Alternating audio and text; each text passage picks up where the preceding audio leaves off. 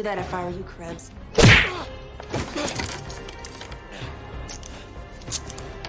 Come on, move your ass! Shit.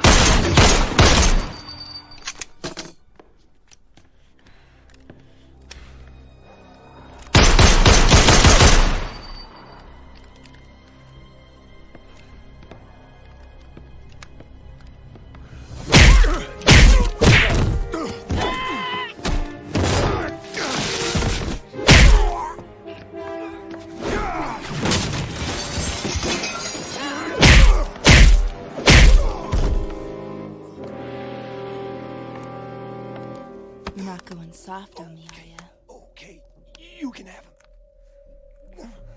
Good. You're my last bail jumper, Krebs. Wake up, sunshine. Please don't kill me. That was nice kicking. You really know your stuff, babe. What did you call me?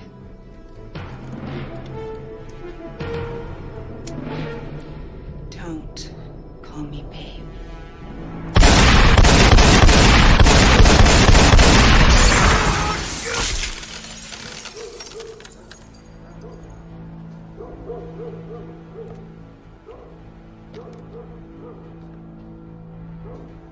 God damn it.